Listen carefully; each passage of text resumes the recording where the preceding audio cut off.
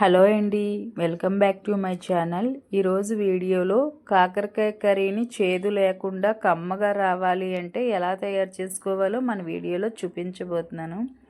కొంతమందికి కాకరకాయ అంటే అస్సలు ఇష్టం ఉండదు. మరికొంతమంది ఏదో హెల్త్కి మంచిది అన్నట్టుగా ఇష్టం ఉండి లేక తింటూ ఉంటారు.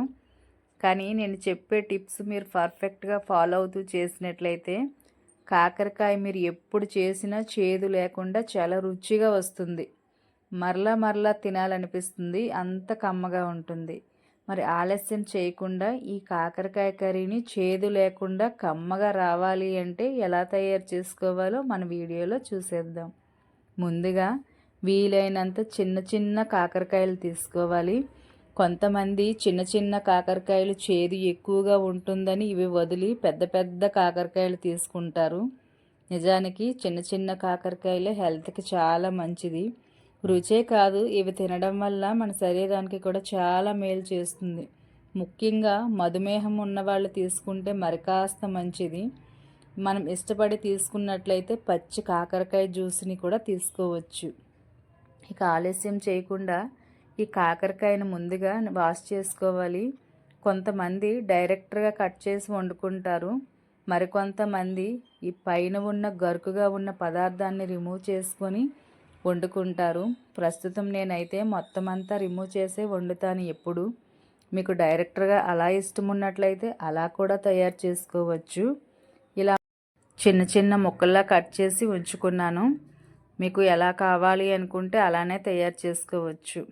కొన్ని పొడవుగా కొన్ని పొట్టుగా అయితే నేను కట్ చేసి ఉంచుకున్నాను. తర్వాత స్టవ్ ఆన్ చేసి కడాయి పెట్టుకోవాలి. ఇందులో తగినంత ఆయిల్ వేసుకోవాలి. నేను తీసుకున్న కాకరకాయలు వచ్చేసరికి 300 గ్రామ్స్ అనమాట. పావు కిలోకి ఒక 50 గ్రామ్స్ ఎక్స్ట్రా ఉన్నాయి.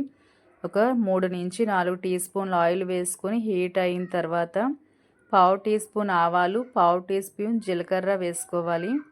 ఇవి ఫ్రై అయిన తర్వాత మనం ముందుగా కట్ చేసుకున్న కాకరకాయ ముక్కల్ని వేసేసుకోవాలి. జనరల్గా మనం ఏ కర్రీస్ అయినా చేసేటప్పుడు ఇలా పోపు దినుసులు ఫ్రై అయిన తర్వాత ఆనియన్, పచ్చిమిరపకాయలు, ఎండుమిరపకాయలు ఇలా మనం ఏమైతే వేసుకోవాలి అనుకుంటామో అవన్నీ వేసుకొని ఫ్రై చేస్తాము. కానీ కాకరకాయ కర్రీకి వచ్చేసరికి డిఫరెంట్గా ఉంటుంది. ప్రాసెస్ అంతా ఆపోజిట్లో ఉంటుంది.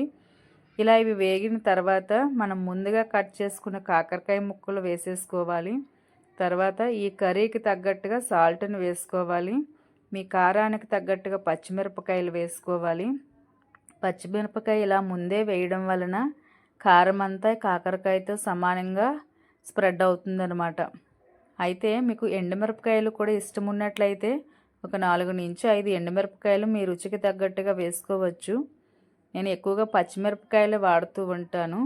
ఇలా ఇవన్నీ వేసుకొని ఈ కాకరకాయలో నుంచి వచ్చిన వాటర్ అంతా దగ్గరికి వచ్చే వరకు సిమ్లోని 5 నుంచి 8 నిమిషాల పాటు ఫ్రై చేసుకోవాలి.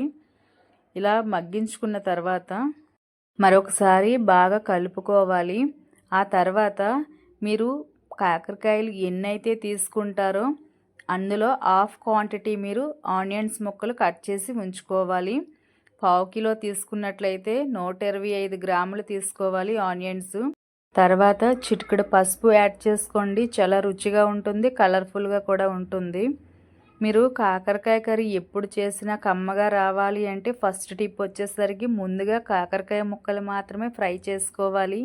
అన్ని కర్రీస్కి చేసినట్టు ఆనియన్, పచ్చిమిర్చి ఫ్రై చేయకూడదు. ఇలా సాల్ట్ వేసి ఫ్రై చేసుకున్న తర్వాత కొంచెం అల్లం వెల్లుల్లి క్రష్ చేసి వేసుకోండి. పేస్ట్లా కాకుండా బాగుంటుంది ఇలా.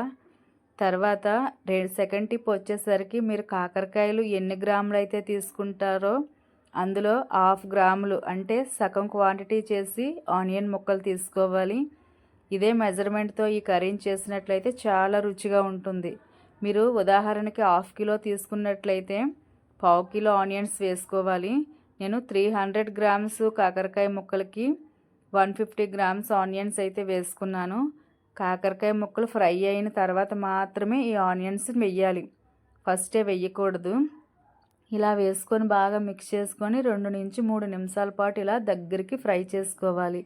మీకు ఫ్రై రెసిపీ కావాలి అనుకుంటే ఇలా ఫ్రై చేసుకొని పైన కొంచెం కారం చల్లుకొని తీసుకొని తింటే చాలా రుచిగా ఉంటుంది. ఇలా కర్రీలా కావాలి అనుకుంటే 1 టమాటో యాడ్ చేసుకొని మరి కాసేపు మగ్గించుకోవాలి. తర్వాత మీ రుచికి తగ్గట్టుగా కొంచెము వంటకారాన్ని వేసుకోవాలి. మీ దగ్గర వంటకారం లేని ఎడల మీ టేస్ట్‌కి తగ్గట్టుగా ధనియా పౌడరు, జీరా powder, red chilli powder add చేసుకోవాలి. నేను మొత్తం అన్నీ ఒకే వంటకారంలో ఉన్నాయి కనుక నేను ఇలా 1 టీ స్పూన్ వరకు వంటకారం వేసాను. వేసుకొని 2 నిమిషాలు సిమ్లో మాత్రమే మగ్గించుకున్న తర్వాత ముందుగానే నిమ్మపండంత సైజు చింతపండుని ఒకసారి వాష్ చేసుకుని నానబెట్టుకొని గుజ్జు తీసుకొని ఉంచుకోవాలి. ఒకవేళ మీకు చింతపండు ఇష్టం లేని ఎడల టమాటోలు కొంచెం ఎక్స్ట్రా ప్యూరీలా తయారు చేసి వేసుకుంటే చాలా టేస్టీగా ఉంటుంది. ఇలా దగ్గరికి మగ్గి పచ్చివాసన పోయే వరకు ఇలా ఫ్రై చేసుకున్న తర్వాత మనం ముందుగా తీసి ఉంచుకున్న చింతపండు రసాన్ని వేసుకోవాలి. అందులో మరి కాస్త వాటర్ కూడా యాడ్ చేసుకొని ఈ పులుపుని కరెక్ట్గా బ్యాలెన్స్ చేసి మంచి రుచిగా ఉండడం కోసము చిటికెడు బెల్లాన్ని వేసుకోవాలి. లాస్ట్లో కొత్తిమీర, కరివేపాకు వేస్తున్నాను. మీకు ముందే ఇష్టం ఉన్నట్లయితే వేసుకోవచ్చు. నాకు కొత్తిమీర, కరివేపాకు మరీ ఎక్కువగా ఫ్రై అయితే ఇష్టం ఉండదు. అందులో ఉన్న ఫ్లేవర్స్ అన్నీ తగ్గిపోతాయి అనే ఉద్దేశంతో ఎండింగ్లోనే వేస్తాను ఎక్కువగా. తర్వాత మనం ముందుగా అరంగుళం బెల్లం ముక్క వేసుకున్నాం కదా, అది కరిగే వరకు బాగా మిక్స్ చేసుకొని మూత పెట్టి 1 నిమిషం పాటు హైలోని, ఒక 4 నిమిషాల పాటు సిమ్లోని మాత్రమే మగ్గించుకుంటే మనకి కాకరకాయ కర్రీ అయితే రెడీ అయిపోతుంది. స్వీట్ వెయ్యమన్నాను కదా అని చెప్పి ఎక్కువగా వెయ్యకూడదు. కొంతమంది కాకరకాయ కర్రీ పులుసు చేసినా సరే పంచదార కానీ బెల్లం కానీ ఎక్కువగా వేసేస్తూ ఉంటారు. ఆ చేదంతా చనిపోవడానికి. కానీ నేను చెప్పే టిప్స్ మీరు పర్ఫెక్ట్గా ఫాలో అవుతూ చేసినట్లయితే కాకరకాయ కర్రీ అయినా, పులుసు అయినా, ఫ్రై అయినా చాలా బాగుంటుంది. మీకు పులుసుగా ఇష్టం ఉన్నట్లయితే దీన్ని కొంచెము పల్చగా ఉండేటట్టే మీరు స్టవ్ ఆఫ్ చేసుకుంటే సరిపోతుంది. మాకు కొంచెం దగ్గరగా ఇష్టము, అంటే ఇగురు అంటాం కదా, అలా ఇష్టం కనుక నేను ఇలా దగ్గరికి వచ్చే వరకు ఉడికించుకున్నాను. ఆ తర్వాత స్టవ్ ఆఫ్ చేసుకొని బాగా మిక్స్ చేసుకొని ఒకసారి సాల్ట్ని అయితే చెక్ చేసుకోవాలి. ఆ తర్వాత పైనుంచి మీకు ఇంకా ఇష్టం ఉన్నట్లయితే కొత్తిమీర కానీ, కరివేపాకు కానీ ఎక్స్ట్రా వేసుకోవచ్చు. పంచదార, బెల్లం మాత్రం ఎక్కువగా అస్సలు వేయొద్దు. ఇలా బాగా మిక్స్ చేసుకున్న తర్వాత ఒక బౌల్లో వేసుకొని సర్వ్ చేసుకుంటే కాకరకాయ కర్రీ అయితే చాలా రుచిగా ఉంటుంది. నేను చెప్పే టిప్స్ మీరు పర్ఫెక్ట్గా ఫాలో అవుతూ ట్రై చేయండి.